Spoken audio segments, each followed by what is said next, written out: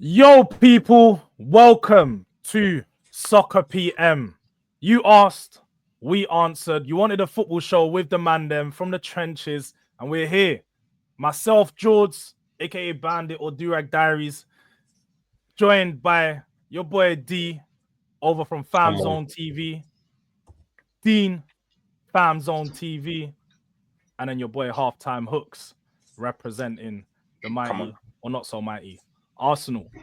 No, the very mighty. Saying, man? The very mighty Arsenal. You was right the first time. Do you know what I mean? You was right the first time. Hey, not many man can say Champions League semi-final, dog. You know what I mean? Therefore, certain man can say Premier League champions, but they can't say Champions League. You know what I'm saying? So is that we starting? Yeah, is that we starting? Okay, no problem. They didn't even got into when we're at least releasing the episodes. Nothing. Nothing. We had a whole plan, and Hooks just went into his own thing. No, that's what this is. Jords fired the shot. I had to respond. No, you shouldn't have shot at me though. I was sitting there quietly. You shouldn't have shot at me, bro. What's going on? Everyone's minding my business. This is exactly what it is. It's chaos.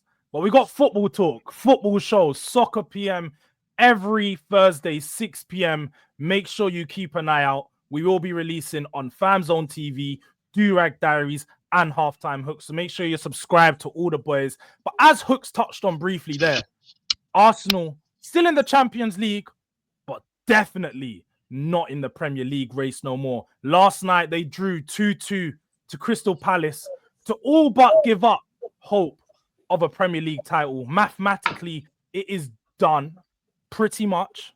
I mean, let's start there, guys. What are we saying about last night? I'll go to you first, D. I know, obviously, man took a 2-1 lead, dropped points at the end, last 10 minutes. I know you accepted a while ago that the league was done, but how are you feeling about this finally, being confirmed pretty much?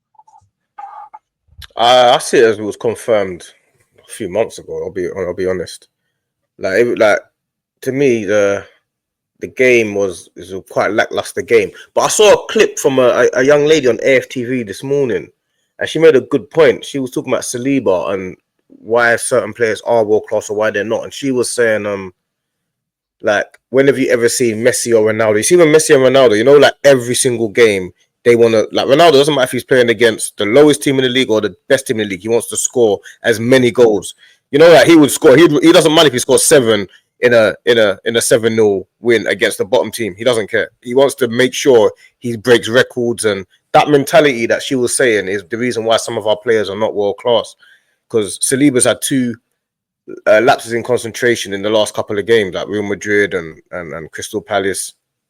And she was saying through the whole game, you could tell that it was just a little bit like it was a game. It wasn't like as intense as the Real Madrid game, when really it should be. You should want to win that game just as much, just because it's football and you want to win it as much. So she made a good point to say that's the reason why our players are not world class. And I just thought that was quite just to highlight that, because I thought that made a lot of sense to me. Like, you have to make sure no matter what, you're at the peak performance, and you want to win every single minute of every game. That's just, you want to break records, innit? If you want to break records, you have to do record breaking things. You have to have record breaking mentality. Was she talking about Saliba and that's it? Or everyone? All your players? She's talking about that Saliba in that instance when he made that mistake, but obviously it's a mentality thing that you have to, if you want to be world class, you want to be the best, you want to get right to the top at the very, very, very peak, the pinnacle. You have to have that attitude that we know Ronaldo and Messi do have. Ronaldo has that attitude that no matter what, you are going to have to worry about him every single game. No matter what. We all know what his attitude's like. Just on that, do you think that's due to the manager? Because the way I look at it is the manager instills the mentality within the team. We know for the past 5 years, the manager's pretty much brushed off the other competitions because, they're not big or major trophies. But like you said, Messi or Ronaldo didn't care whether it's a major trophy or not. They won every single trophy. Do you think that sort of impacted the players like Saliba, some of your players that are on the brink of world class, but just not gone over the level because they've not won trophies and they've sort of dismissed the lower level trophies? I think the manager. Oh, sorry. I think the manager is the opposite of that. I think he is that guy that would want to win every little trophy. It's only in England that we discredit trophies, and a lot of the time, the top managers around the world, even when they come over here, they don't discredit trophies. The Community Shield is a trophy to them. The FA Cup is a trophy. The League Cup is a trophy. The Club World Cup is a trophy. They don't discredit any trophies. Like, it's only over here that we think the Community Shield, that's nothing. That's just a charity event. But really, that's the league winners and the FA Cup winners. That should be a big trophy, really. Same as the Club World Cup. Right? You have to win the Champions League to get into that. Yeah, that should be a big trophy. That's another big trophy that you have to get. That's the biggest trophy you can win. Simple as that. The World Club Championship, the biggest trophy you can actually win, because not everyone can qualify for that. You get me? So to qualify for it, you got to win the Champions League, innit? So come on, what we doing, man? That's what I'm saying. They discredit. You can't discredit and I think the foreign managers that they came over, like Guardiola started this, and Guardiola and Klopp started this trend of every trophy is a big trophy. They started that because I remember when one of their big games was in the Community Shield, and they both played their first full teams, strongest team. They both played their strongest teams, and they both went for it. And that's when it kind of changed the narrative. Like, whoa, I don't think I've seen that before. You know what I'm saying? I've never seen that. I always knew the Charity Shield to be a friendly, the same as anything else. All of a sudden, it's a big game. So I think that changed it a bit. But we're yet to kind of feel like that. We have got to start thinking like that. And I think the way to do it the best is if they change the Champions League positions. It should be if you win the League Cup or you win the FA Cup, you get Champions League positions. Like the fifth, all this fifth place and all of that type of stuff. That should go straight to the FA Cup winner. It's never been like that, though, isn't it? Because Champions League was always originally back in the day. It was first place Champions League, second place Europa Cup, or like the League FA Cup winner, Europa Cup. So it's always been the team, but they've, it's money in it. So now you got Champions League 1 to 5, and then FA Cup, Europa League. It's just sort of a ploy, but just bringing it back in to the Arsenal Crystal Palace game itself. Hooks. Is it? Have you finally accepted? The league's done entirely. Do you know what it is? Yeah, I said this earlier. Yeah, I'm someone that I don't give up, man. Like, I don't admit defeat in it. Like, I like to believe until like there's no conceivable chance in it, but I do think subconsciously, like, I checked out, like, because we've been playing poorly across the last like few Premier League games. I think the last 10 we've only won like 3 or 4, and I just don't have that. I haven't had that same level of like Arsenal's playing today. Like, let me do everything I can to watch it. Like, even for the Crystal Palace game, like I wasn't gonna do anything for it. Like, if Lee Gunner didn't shout me at like 7:57, I wouldn't have done anything for the game. I had no watch along plan, nothing. Like, I more time. I was actually, at the time I was cooking. Like, I wasn't even going to catch the game on time. And I think that's why I went to myself, you know what? All right, cool. Yes, it must be done, innit? Like, because comes a point where you got to accept and you got to stop. Like, not like I'm putting on an act or anything, but it's like bringing the chest out for the camera. You know what I'm saying? So yeah, it's done, man. But then I said to Roms, like, today, in hindsight, probably done a very long time ago. And I feel like I can say that now. I can say that now because it is done. Do you know what I mean? But obviously, when it's like it's mathematically not that mad, yeah, you're like, cool, you want to go again, let's go again. Maybe something will happen. You never know. Football's a crazy sport. But now it's done, and believe me, it's done because they're going up against you, man. And all they need is a draw. I was going to ask, wait, do you and D want Tottenham to win this weekend? Are you supporting Tottenham this weekend? So are you still? No, man. No, just get it done. Get it done, man. Just get. What about why? You support Tottenham this weekend? Want us to win? Definitely not. Definitely not. Do you know why I say just get it done? Because if Liverpool just don't go and get it done, it could actually have an impact on our Champions League running. Because while there's still Liverpool haven't won it, his manager will go and put out strongest 11 in the Premier League. Like, he won't just not put out strongest 11. So I kind of need Liverpool to win it to limit the opportunity for my players to get injured.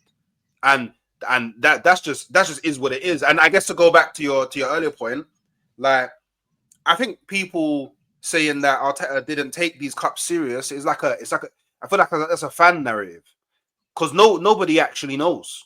Like, and from everything I've seen from Arteta, like the Arsenal fan base can't complain about, oh man, he's always playing Saka. Why is he never rest Saka? But then in the same breath say you don't take the competition seriously. Because I can't recall a time we've been in the League Cup or we've been in the FA Cup and we've put out a mad weak team to the extent that we shouldn't be going through. So I don't know how that could ever be communicated that he's not taking it serious. I just put it on the players. Do you know what I'm saying? Like, and I guess this is what bridges the gap between Arsenal players being world class or not. Is like, yeah, man, every game go and do something. Like Saka, like is probably, well, Saka and Rice, they're probably the closest to it. But every game they don't go out and do something. We know that they're threats. We know that they can do something, but it's not every game like, oh, it's 2-2, Saka goal, 3-2. Like, it doesn't happen every game, innit? Or, we're losing 1-0, Rice out of nowhere. Like, do you get what I'm saying? So I feel like we need to allow that one still. You know what I mean? We need to allow that one. And I guess in terms of Crystal Palace, like, to me, it was just a warm-up game. Every Premier League game is a warm-up game for Champions League. You know what I'm saying? So, yeah, man. No, bun that game, man. That's a fair point. Dean, I wanted to quickly ask you something on what he said there, because, you know, both of them, we've done a lot of streams in between them, and you know better than me, Dean. Neither of them had actually accepted defeat up until this is the first time I've heard both of them say, oh, yeah, the league was done a while ago. Mm-hmm. When was the league done for you, Dean? Because I know you're someone that's not of the thought that it's not done. It's not done. What are we talking about? It's not done. I can't believe. Where's the trophy, bruv? I can't see no trophy. Why don't I feel like a champion right now, then, bro? It's not done. If the league's not done, bro, like, they can still win it. They can still win it. If we lose all our games and they win all their games, better goal difference, they've won it, innit? Until we get, bro, I don't care what anybody says. Until we get that point and done with, it's not done. If we get our point on Sunday, then I can start talking madness. But right now, it's not done, bro. I don't care. You can say what we want, it's not done. Do you know when I think the league was done? And I told Hooks this a long time ago, and in the North Division, I remember I said to him in January, I said, when you didn't sign from the end of January, I know you guys smacked up Man City 5-1, but even after that game, I said the league's done from here. You guys didn't sign no one, you didn't improve your squad. You're gonna have more injuries because naturally that's what happens in the second half of the season. You get more injuries, and Arsenal suffered a few key injuries.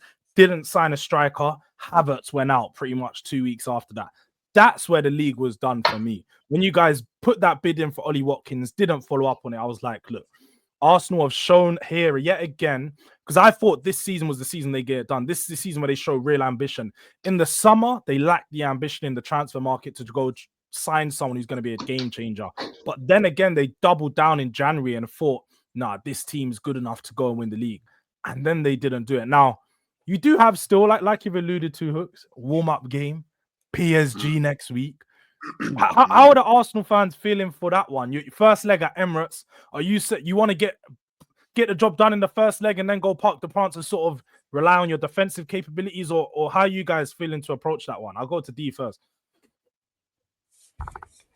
You know how I see it? I see it as because a lot of people will say, because obviously me and Hooks were streaming a little while, and people have been saying because we beat Real Madrid, we should be able to, but we're favourites to beat PSG. But I don't really see it like that. I see it as you play Real Madrid, you're playing Man City, you play PSG, you're playing Liverpool.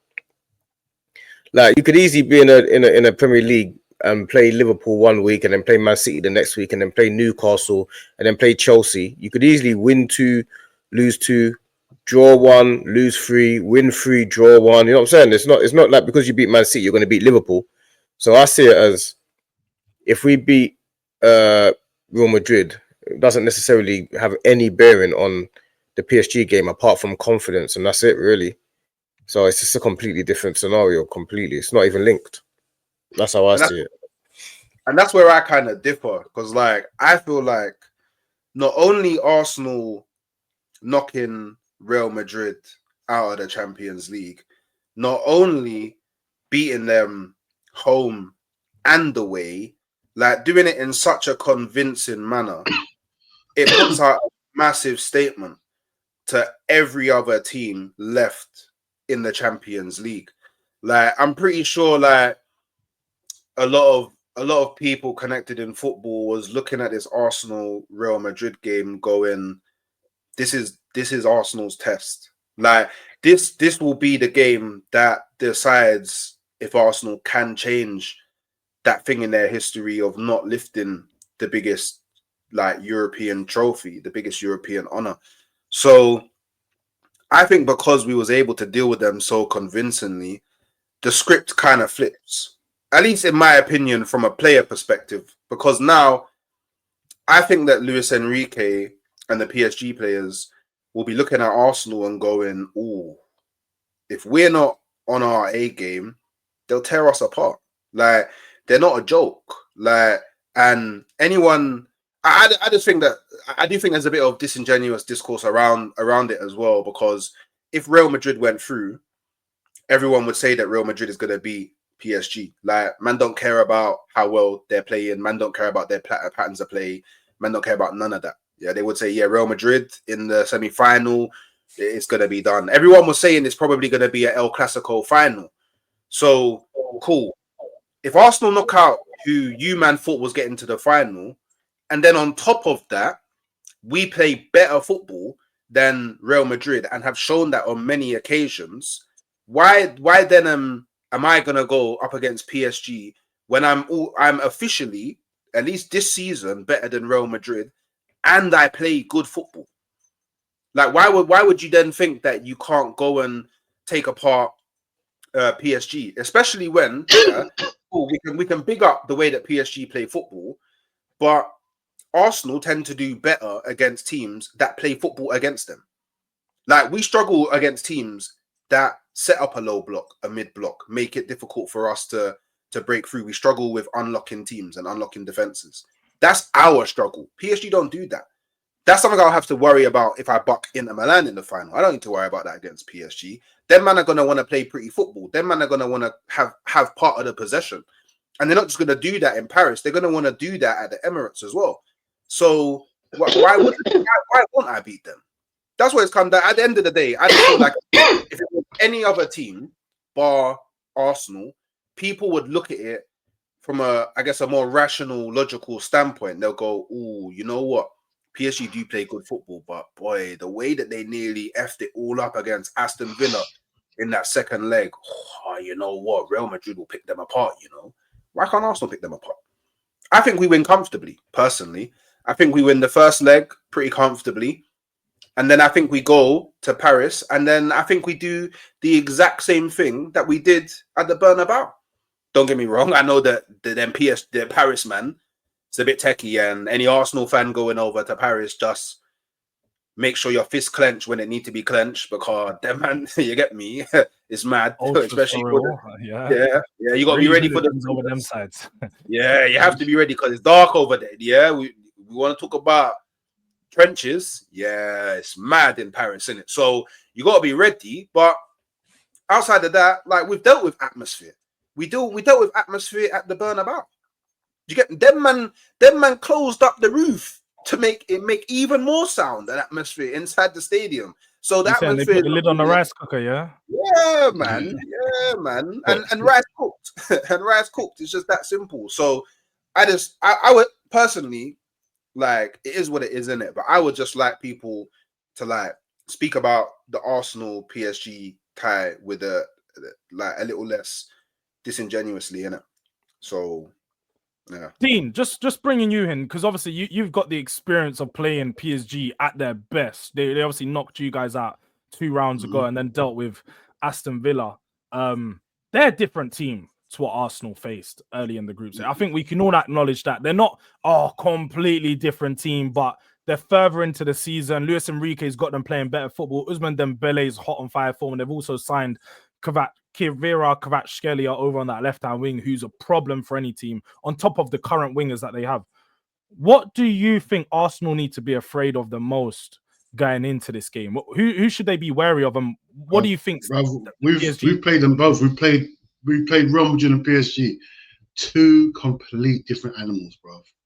One's like a wounded animal, and one's like a fresh, brand new lion just becoming a man. That's what it feels like with PSG. If you see how they play here, fast football, bro. They're strong at the back, strong in midfield. They move the ball quick. They got fast. Listen, Dembele, if he turns up, it could be a problem. It could be a real problem. Kvaratskhelia as well, left foot, right foot. Like, they don't play with no striker. You know it's interchangeable up there. They got people coming off the bench, new YGs coming from the bench. You just don't know who they are, bro. Like, bro, you just don't know with PSG. See the PSG thing, bro. It's brand new. But the thing is, Arsenal shouldn't be worried. They shouldn't be worried. They beat Real Madrid comfortably, yeah? Very comfortably, yeah? They look solid. You can't break down Arsenal easy. You see how solid Arsenal play. They're mostly the hardest team left in this competition to beat right now. If you ask other teams who they are playing, I reckon they'll be Arsenal will be the last team they want to play. You get me? Because you can't talk all this stuff about Real Madrid and PSG when they're looking at it from the other point. Arsenal's most of the team that no one wants to play, bro. Because you ain't getting change against Arsenal, bro. Like, they don't really give you chances to score goals. They're really well drilled. So it's gonna be a good game, because you know what? I'm intrigued to see, because PSG, you see them how many people they get forward when they get forward. The transition, how fast they're on the transition. Their left back scoring goals. What's his name? I forgot his name, but Mendes. He gets forward. Yeah, bruv, it's going to be good. And the thing is, Arsenal can see some of the weaknesses in PSG when they played Aston Villa, bruv. You know that game, if that was at Anfield, at the last 20 minutes, we'd be going through, bruv. They were buckling. Aston Villa had them on the ropes, bruv. And if Arsenal could get them like that in the first leg, bruv, it could be 4-5. It could be crazy, bruv. If that's how they buckle, because I haven't seen them buckle like that. That was crazy what Aston Villa were doing to them, bro. So there's weak points in there, but I don't think Arsenal will be a shock to PSG, because I think everyone watches the Premiership, and then I think everyone watches every English team. So Luis Enrique's got his work cut out, because Arsenal's not no normal team. You can just play how you want to play. You ain't going to get them chances round the back. Arsenal won't let you get round. You know Arsenal's fullbacks, they've got good fullbacks. So it's not going to be easy for Dembele and Kvaratskhelia. But you know what is there? It's like what you said there, Dean. Yeah, for me, when I look at it, because I agree, I think this is probably going to be the best tie between the two of the Inter Milan Barcelona. I think this is going to be an entertaining game. You got two teams really attacking. PSG's technical football is crazy. Like, all of their players are technical. Everyone from the goalkeeper to the striker. Yeah, but when I look at it, is the problem that Arsenal may have is, unlike with the Real Madrid game, they just do they a lot of the time when the wingers were attacking the fullbacks, when there's Vinicius versus Timber, it's just the 1v1. PSG are different. They have the overlapping fullbacks that are causing problems. Hakimi and Mendes on top of the wingers, and when the wingers cut in, these guys are good at with the ball at their feet. They're dangerous. So I think that's what could present problems, especially for a player like Miles Lewis-Skelly, who, although he's picking up experience, still a bit inexperienced at this level, at the highest level, dealing with, two top class, a fullback and a winger running at you. I think that might throw a little curveball in there. But go on, Hooks. Just on that, the Miles Lewis-Skelly point, Have any of you did any of you watch the interview that he did with Sky Sports? No, I didn't. I think it came out. I think it came out yesterday. Brother, this like, he's one of the few players in the team that I worry about, like, the mentality in it.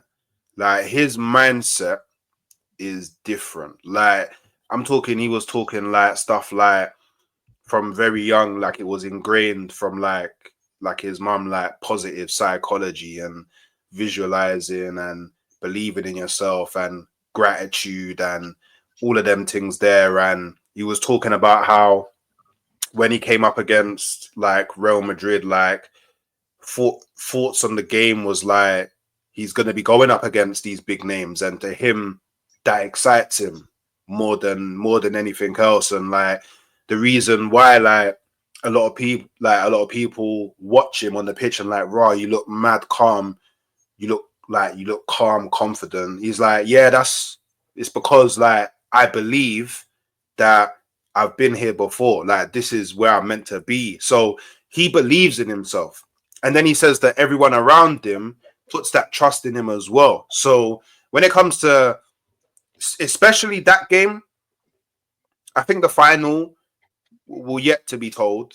But especially that game, I don't have any concerns about him being up for, I guess, the battle against Dembele. He'll most likely be up against Dembele or Doué. One of the two. He'll probably be up against one of them. I don't really, or maybe they throughout the game they maybe rotate Kvaratskhelia to the other side. But then again, I don't have any concerns with him up against the better players in the world because he himself doesn't fear them, man. Do you know what I'm saying? It's different. Like if he was a bit shaky and because he doesn't really make mistakes, really and truly doesn't really make mistakes. Like you don't look at Skelly and go, do you know what? Maybe just play Tierney instead. You don't really do that with Skelly. So yeah, just on the Skelly point, I don't really have any real concerns about the test that he'll.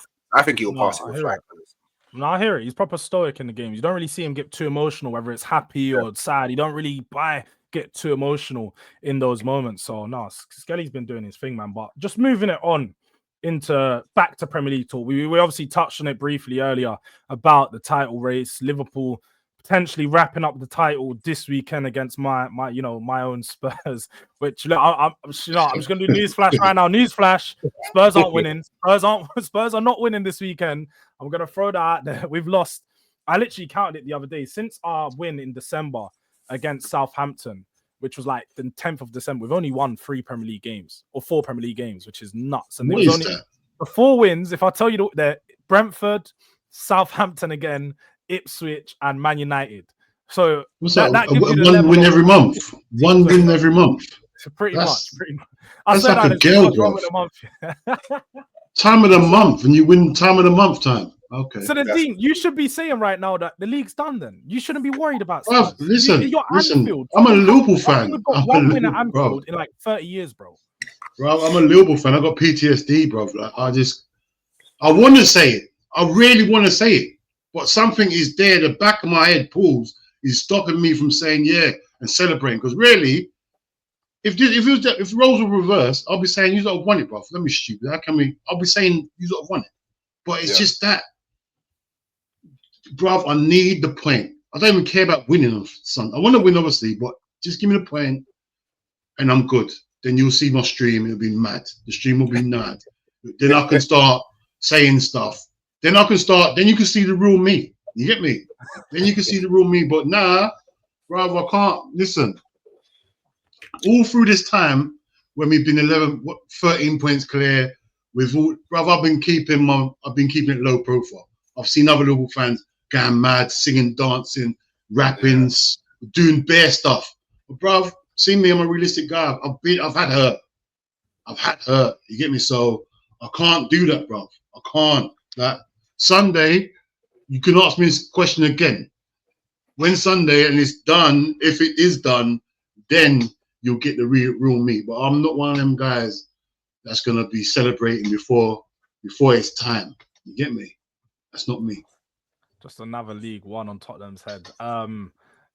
Just it's actually nuts when I sit there and think about it. Like somehow, someway, Tottenham still find a way to be dunked on, even though we're not involved in this race. Our league, we won the league against Tottenham. Yeah, I hear it. Yeah. All that to be said. D, what are your thoughts about the weekend? Is it because obviously you said you don't want Tottenham to win, but do you actually think that there's any hope for Spurs to, cause an upset here or anything like that?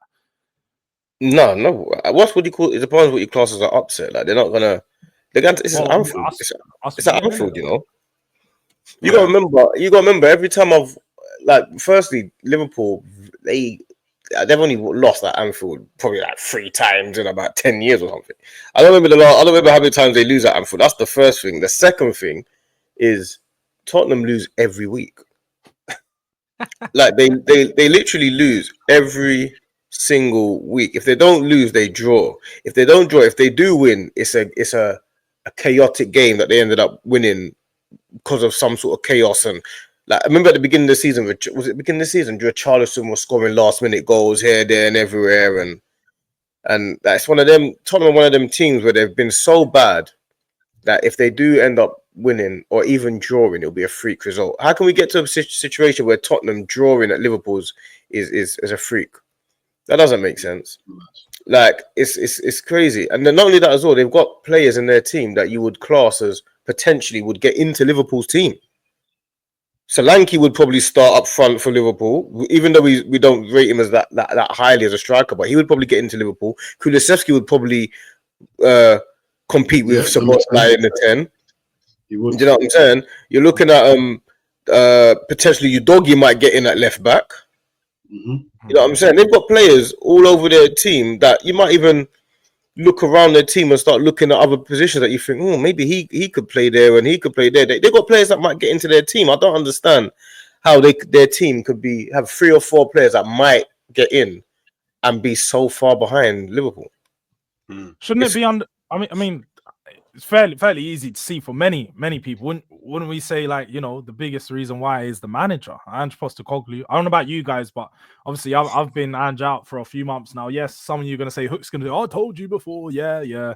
We know. Sometimes it takes some longer to see the light than I did, and finally saw the light a few months ago after Liverpool slumped us by 4 at Anfield. They've already scored 10 goals against us this season, which is mad. But trust me, I've got all these stats in my head now. I'm just like, yo, this is madness. I completely forgot. 10 goals in a couple of games is mad. Did we score 6 at Old Trafford? Not Old Trafford, White Hart Lane. Did we score 6 there? Yeah, it was 6 at White Hart Lane and then 4 at Anfield. We did beat you this season, though. On your own pitch. We beat you. On your own pitch, 6 gols is nasty. I can't believe you let teams come to your pitch and score 6. That's mad. But that's not acceptable. No, but just like you said there, yeah, Spurs Premier League season, like you've alluded to, is pretty much all but done, isn't it? And the only hope for us is European football. This is just a question to everyone in the panel. Do you guys think that Ange should stay if he wins Europa League? Do you think it's worth that? You know, he's earned himself another year to, you know, play the job out, or is he got to get sacked regardless for where we are in the league currently and how bad you are? Like I said, the players are good, but yeah, I'm not getting enough out of them. Do you know what? I had this conversation on a couple of streams. It wasn't about Ange, it was about Amorim. And a lot of the time we do a lot of like deciphering and analyzing, oh yeah, this is what's going wrong and that's what's going wrong, and it might be this and it might be that, and we do a lot of that. But if we just put it down to just take away all the grey areas and just leave it as simple black and white, and you're the manager of Tottenham. Tottenham's a big club, you're spending money, you're losing too many games. Simple as that. Regardless of all whether he's playing the right team, you've got injuries, you've got young players, it's a young squad. That regardless of all of the extras, you're losing too many games. It's as simple as that. You know what I'm saying? I don't like. Obviously, you like to put things into context sometimes and see why you're losing games or what's going on. But if we actually just break it all the way down, as a Tottenham team, you are just losing too many games, home and away. You're losing. It doesn't even make a difference if you play home or away at the minute. Like you play a team at home, I still expect them to beat you. Like if you play Southampton tomorrow, I don't think you're guaranteed to win. Which is dumb. That's how serious. Southampton's one of the only teams who've done the double on, but you know, I get your point. But like you play Ipswich, do you think? I don't think you're guaranteed to win. You play against Leicester, I don't think you're guaranteed to win. Let alone start going above to teams like Crystal Palace and Fulham and Brentford and Bournemouth. You're definitely not favourites to win. You play Bournemouth are going to beat you. You play Brentford, I think Brentford are going to win. You play Everton, I think Everton are going to win. I don't think Tottenham are going to beat any team in the league apart from potentially the bottom teams. How can the top team, and let's get it right, Tottenham are a top team. Like in terms of size of the club, in terms of the manager that they've hired, in terms of the money that they spent, their stadium, they are regarded as a top team. I know they haven't won anything and they're not acting like a top team, but they are a top team. Let's get that right. And they are not just underachieving; they are more or less in bankruptcy. Like they've bankrupted their whole. I don't actually know how you're in this situation that you're in. You're you've got 14th and 15th. They're not even in. Even if you Tottenham were in 8th and 9th, that would be a bad season. Yeah, That's how I see it. If you're not 8th or 9th, that's a bad season. You're not at 15th and stuff like that. You're 15th. 16th. So, oh Sixth. my Oh god!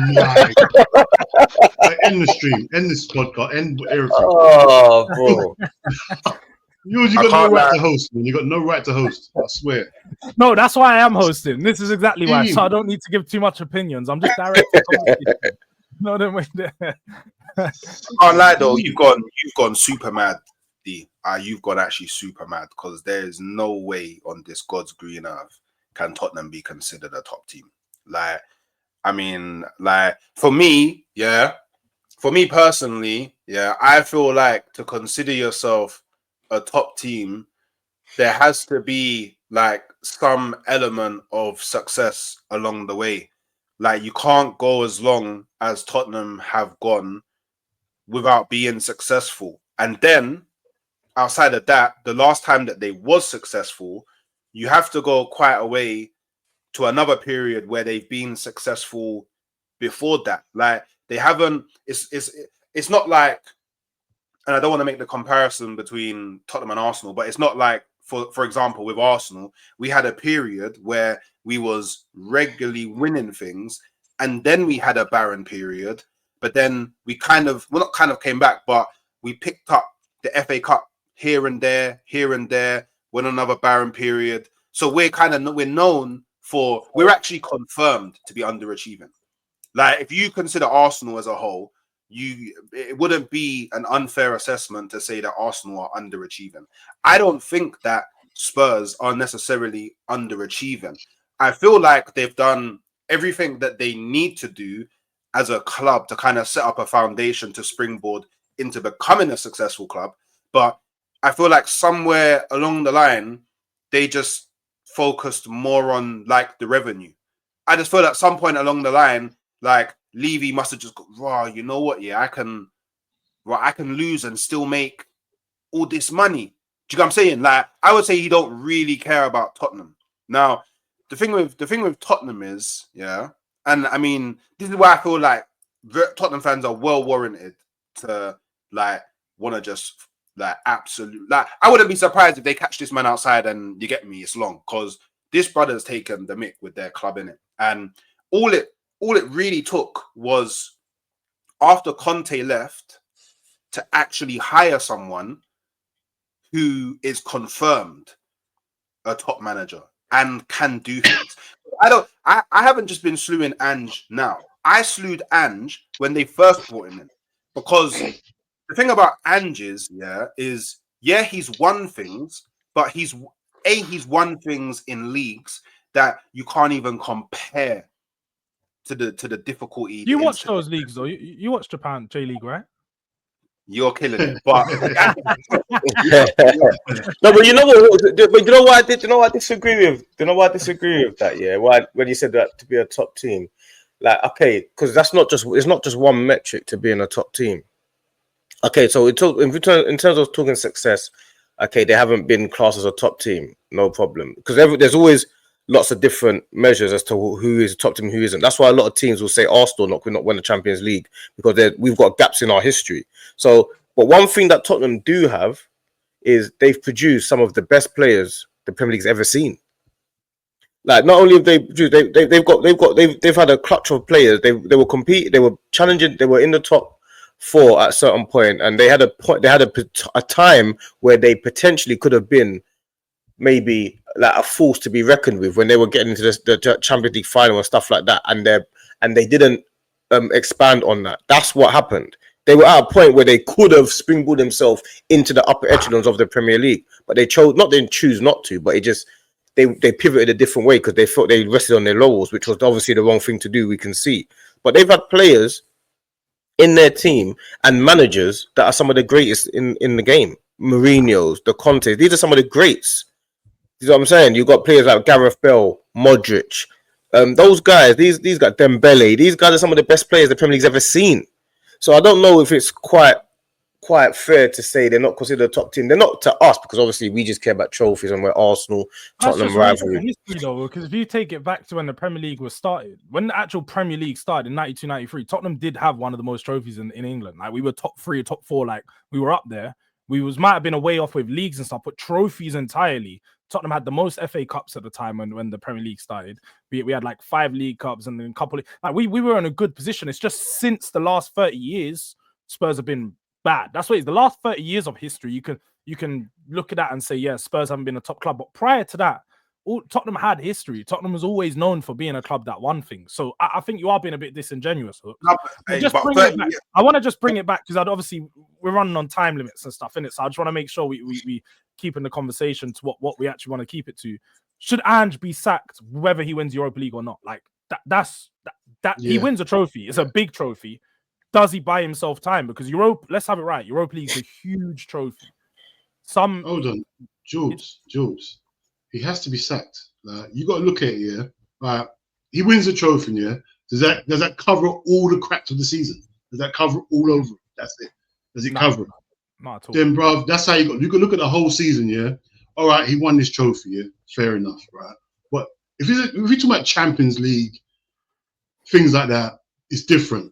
But, bro, the where you are right now, bro. What we're gonna do? He won the trophy. He goes again next season, and he brings you down to this level again. Can you go through a whole season again like that? Do you think that win in that cup can guarantee he's gonna push on? If you're not confident in that, that's how you got to look at things. If you're not confident the win in that cup's gonna push him forward and say to himself, "Yeah, no, we can go again and we can impress," then that's your answer, bro. If you don't think he can. You're talking about faith in him. Yeah, I agree. I wasn't looking at it like that. I was looking at it purely as success on paper because that's how a lot of people see it. But you're talking about it as in terms of like the trajectory of the club, basically. The football, innit? I suppose you got to look at the football element. Like, is the football good? Is the tactics good? How is that? Like, I always heard for many times from Spurs fans for years, obviously we've been in this trophy draft time. A lot of Spurs fans will say, I'll take 17th in a trophy. I mean, they're very close to potentially having that. I was never that fan. I was like, nah, bro. I'd rather 17th in a trophy is nasty. Some people like that because some people see it like when you take it back to those years when Arsenal are winning things, but Tottenham are performing better.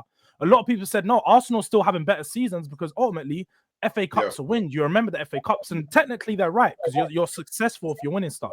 I'm not being funny. Football, the currency of football is trophies, but also it doesn't show the sustained success or, like, say, trajectory of your club going any forward with winning these trophies. So for me, yeah, I'd agree with you guys. I think Ange has to get sacked regardless of where we finish right now. Even if regardless of whether he wins the trophy, it's just. And it's a lot about your some of your fans, man, because they think they're a small club because they're desperate.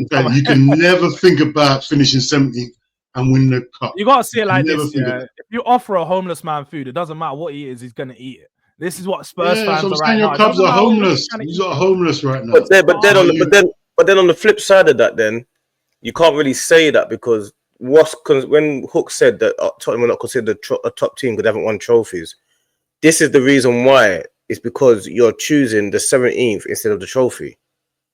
No. You mean I'm choosing the top 4 instead of the trophy? What would you choose? Would you choose having a good season in the Premier League and whatever that seems to you, not winning it, but a good season and no trophy, or would you choose the Europa Cup and this? I would choose the Europa Cup at this moment in time because we've had such a long trophy drought. Now, if our trophy drought was a few years, let's just say Arsenal's 5 years, I would say no. I want the sustained sort of trajectory in the Premier League, the sustained improvement in the Premier League rather than the European Cup. But because our trophy drought has been 17, 18 years, I have to take the trophy. I don't have a choice. The trophy is bigger than anything. I need to lift something. I ain't seen armpits in God knows how long. So you're Ange then. You're Ange. If Ange wins the trophy, you're Ange. I'm not Ange. He must be. You have to be. I think Ange should get sacked whether he wins the trophy. I think for me, it's the football as to why he should get sacked because the football's not good. And also, he's damaged the relationship with the fans, innit? The way he's come out, the way he's spoken about the fact he's damaged the relationship with the fans. So for me, it's all but done in that sense, innit? I think he has to be sacked. But just again, moving on into another trophy because there is going to be, a few teams playing.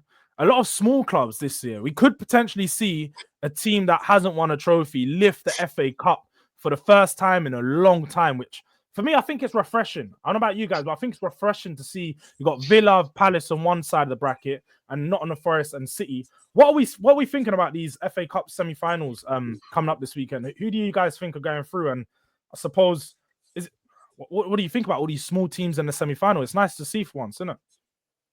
Yeah. First, see, you're saying it now. It's the first time I've even. No, I ain't gonna lie to no one. I didn't even know this was going on this weekend. I didn't know. Who was. That sounds ignorant. You know what it is? It's nice to be privileged like you, thinking about the Premier League win. You know, you're all there. Not all of us are there, innit? So. I know it's ignorant. I didn't know either. I did not know who's playing who. I didn't know who's playing who. Who's on one side? So you got Crystal Palace versus Aston Villa on one side of the bracket. They kick off Saturday 5. Is that semi-finals? Is semi-finals? Yeah, semi-finals. Oh my God! Is it at Wembley? Is that Wembley, isn't it? Yeah. All the semi-finals at Wembley. I've always thought These are semi-finals. The FA Cup, and then Nottingham Forest and Man City on the other side. So that's part of the top 4 race as well. You've got 2 teams that are performing well. What do we think about that bracket? Hooks, coming to you first. What do you think of that? Who do you think's going through? And who do you think are favourites to win it? Obviously, outside of Manchester City, because everyone's going to say Man City are favourites, but I think Nottingham Forest have a very good chance in that game, especially they've stung them already this season. So I think you have to, like, on paper, like, you'd have to say Manchester City are probably the favourites to go on and win the FA Cup. Like, I know that Nottingham Forest are current. Well, they're not even actually. Man City are actually above Nottingham Forest now in the Premier League. So they've even kind of swung that kind of. Wait, they are right. I'm pretty sure they are. Got a point above. Yeah, they've even swung that. But me personally, like, I haven't had like a shoe in this race for a very long time, so I don't really care too much about it. I haven't really locked into the FA Cup that much since Arsenal went out of the FA Cup, but I do think it would be nice to see one of the smaller teams win it. I would like to see Nottingham Forest versus Crystal Palace in the final, personally. And then when it comes to Nottingham Forest versus Crystal Palace, I don't really mind who wins it, like, because obviously Nottingham Forest, blood brother, all of that, and then Crystal Palace, we got that link. Ian Wright played for both of us, so I don't really mind, who would win it. But I think it would be like a very good thing for both fan bases. I'm very big on the human element of football, innit? So while I acknowledge that my team's not going to be there, I acknowledge like how important it is for a fan base to experience a day out in the final, to experience like their team playing in a final, especially the FA Cup, which is the most prestigious domestic trophy in world football. It's the longest running domestic cup. So yeah, man, have a nice day out. Go to Wembley. I can recommend some nice spots. I used to live around them sides, and hopefully Man City don't win it. I'll say that. How about that? I'll be honest. You said the human element. Because of the human element, there's 2 teams that I don't want to see win it. And D knows what I'm talking about, because there's a certain Crystal Palace fan that just talks a little bit too much. He talks, and I don't think you want to give him any more fuel to fire his, you guys, I'm bigger than, like, he talks. Yeah, it'll be a problem. Mine's the opposite to Hooks as well. It's funny how mine's the opposite. Mine isn't, it's good to see other teams in it, but mine is, I need Man City to win it, because the more Man City don't win is the more pressure is heaped on Arsenal to win other things. So if Aston Villa win a trophy this season and Newcastle win a trophy this season, it's Arsenal the only team, one of the top teams that haven't won it. Why can't we win these trophies? It's true though. This is the case of it. If Crystal Palace win a trophy or Nottingham Forest win a trophy, Arsenal haven't won a trophy in 5 years. The more other teams win trophies, Slot's come in and won a Premier League in his first season, and Newcastle won the Carabao Cup, and Crystal Palace won the FA Cup, and Arsenal can't win trophies, but everyone else can. That doesn't make sense. So I need Man City to win it badly, so that it just, I don't know, he's the opposite to me. I don't know, man. I needed, when we weren't winning the league and cups and Man City were cleaning up, it was because it was Man City. I was happy with that. No one else can win it. It's just Man City. So we're not, Arsenal can't win it, but Man City are the ones cleaning up. When everyone else starts winning trophies and it's not Man City cleaning up, it's a problem. It's a problem. So I say it the other way. I say it the other way. I need Man I get City what you to mean win. because I think for a long time that was me. I was thinking there's a salty side of me. I'll be honest, going, oh, it's just gonna be another tweet again. Oh, Crystal Palace won a trophy. They've won a trophy. Spurs haven't won a trophy. And it's like all these smaller clubs can get trophies, but we can't. Yes, other way. Although I take away that element. For one, I don't want. The only reason I want Crystal Palace and Nottingham Forest is simply because of D and Wolfie. They're like two of the most unbearable fans as it is online. Like I like them, but they are unbearable as fans. And giving them the fuel to have a trophy win on top of our heads just it gives them too much talking stuff. I think I want Aston Villa to win it. I like Unai Emery. I think Unai Emery's a serial winner. I think what he's done at Aston Villa to turn them around from when he picked them up at Steven Gerrard, they was similar to Eddie Howe. They were like battling relegation, flipped them into a Champions League team, got them into a Champions League quarter-final, still competing for Champions League football in the Premier League, and now competing for an FA Cup trophy. It shows like he's a manager that for me that I really like. I think he's a good manager and he deserves it. I think he deserves to go out there and get it done, but it'll be a tricky one. I think Crystal Palace. I do want. No, to be honest with you, if I'm actually who I actually want to, and obviously my Man City wanting them to win is purely just for the tribalism. But in terms of who I actually want to win it, I want Nottingham Forest. I want Nuno to win it. Nottingham Forest or Crystal Palace. I like Crystal Palace as a club. I like what they stand for. I like their ground. I like their fan base. They're probably the loudest crowd in the country. And Nottingham Forest, I think they've been phenomenal this season. So they're the two teams that I'll be. It'll be a good story for Nottingham Forest, definitely. It'll be a huge story. I want Palace to win, man. I want Palace to win because you know what? That club, brilliant club. Like you hear, their fans are crazy. When you go there, they're singing the whole of the game. The whole of the game. You can't get a word in edgeware with them. It'll be such a good story for Crystal Palace to win that. You get me? I'm backing them. I want them to win it. Obviously, I don't think they'll win it. Personally, I think it'll be Man City. But I would absolutely love Palace to win it. If it's not Palace, Nottingham Forest. I'm gonna bring back Nottingham Forest again because Nottingham Forest. I grew up Nottingham Forest being a great team. I'm trying to bring back all the old school teams. These were good teams back in the day. Obviously, they went out of the league for a little while. They're back again.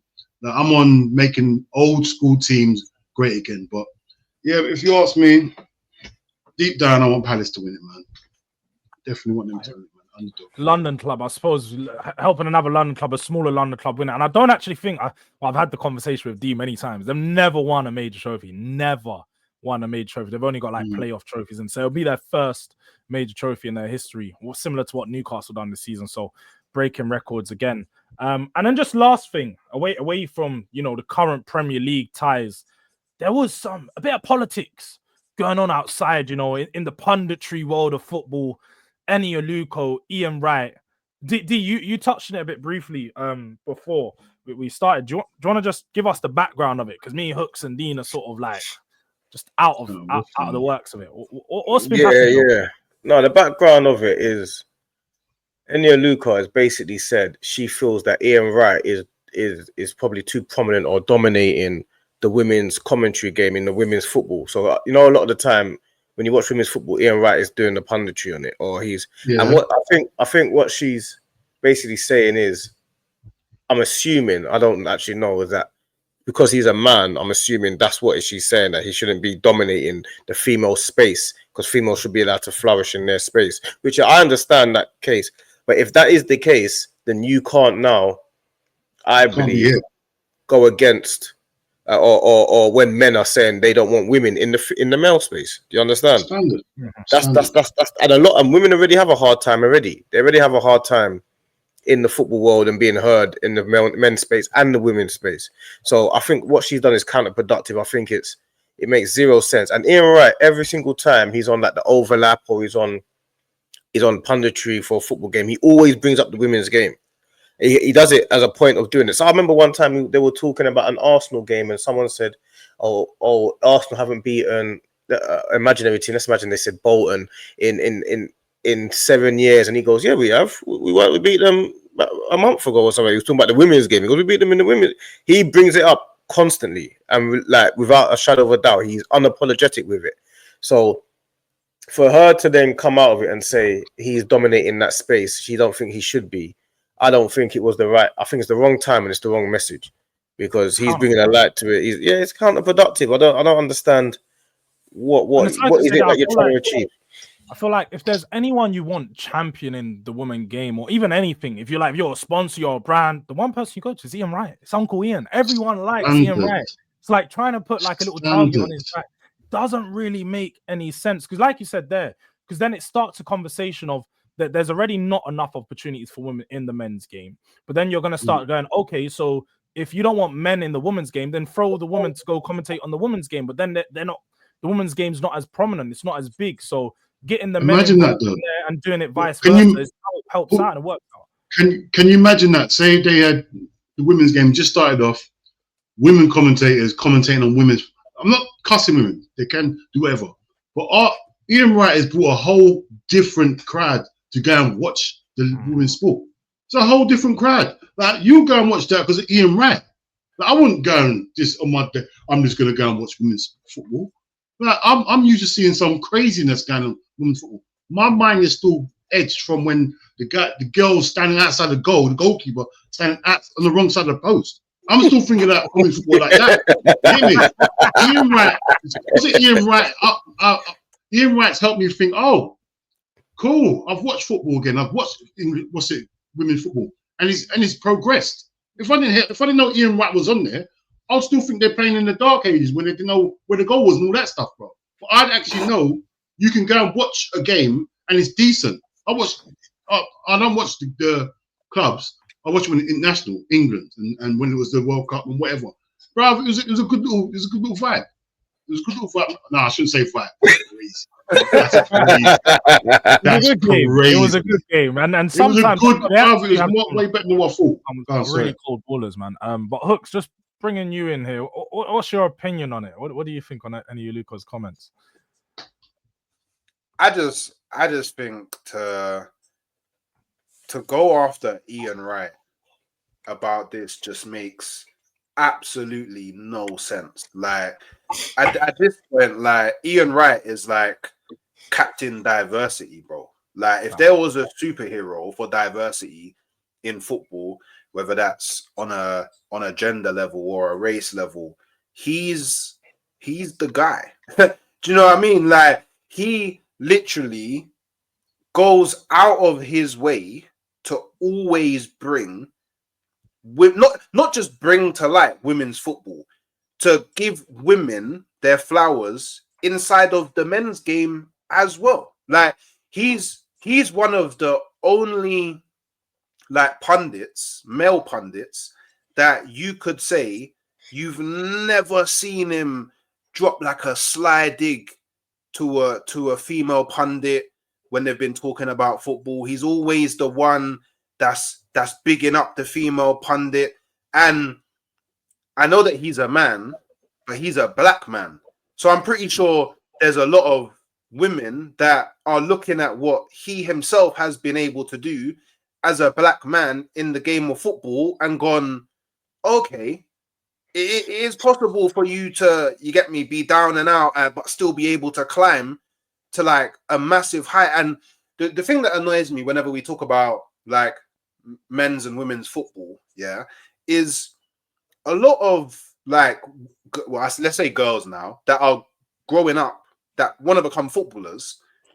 They look at people like Ian Wright. They know that he played ball. They watched him. Like women don't just model themselves after women.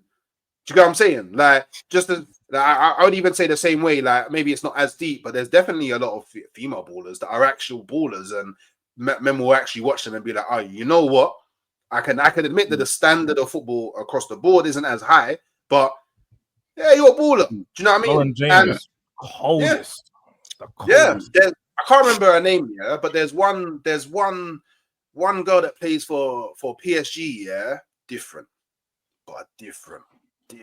Like it's mad. So, but Ian Wright has been part of like the mere fact that I know about female footballers, or I've watched female football to some degree, is because of people like Ian Wright. If he's not there shouting it out all the time, Yeah, you know what I mean?